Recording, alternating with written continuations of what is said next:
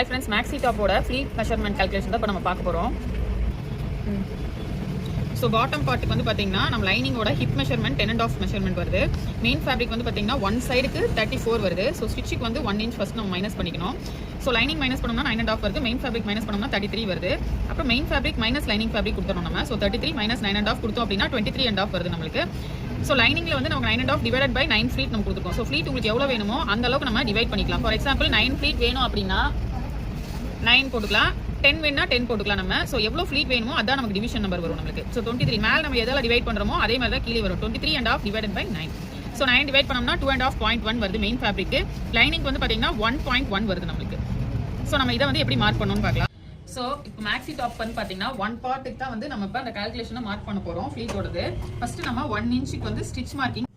First 1 inch. Next வந்து பாத்தீங்கன்னா 2.5.1. Next 1 inch. So இதை வந்து நம்ம ஆல்டர்னேட்டிவாக மார்க் பண்ணிகிட்டே இருக்கணும். ஸ்டாப் பண்ணிடலாம். ஸோ இப்போ மார்க் பண்ணியாச்சு. இந்த ஜக்கா வரைக்கும் நம்ம மார்க் பண்ணிடணும். இதை அப்படியே கண்டினியூ பண்ணி நெக்ஸ்ட் பார்ட்டுக்கும் அப்படியே நம்ம மார்க் பண்ணிட்டு ஸோ ஃப்ளீட் நம்ம பிடிச்சிட்டு அதுக்கப்புறம் நம்ம லைனிங்கில் வச்சு செக் பண்ணலாம் எப்படி அவுட்புட் வந்திருக்குன்ட்டு. ஸோ இந்த 1 inch அண்ட் 2.5.1 வந்து எப்படி நம்ம வந்து ஃப்ளீட் எடுக்கணும்னு பார்க்க போகிறோம்.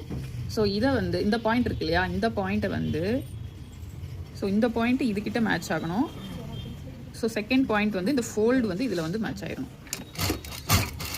ஸோ அதே மாதிரியே இந்த பாயிண்ட்டை கொண்டு போய் ஆல்ரெடி இருக்கு இல்லையா அதுக்கிட்ட மேட்ச் பண்ணிவிட்டு ஃபோல்டு வந்து இந்த பாயிண்டில் மேட்ச் ஆகணும்.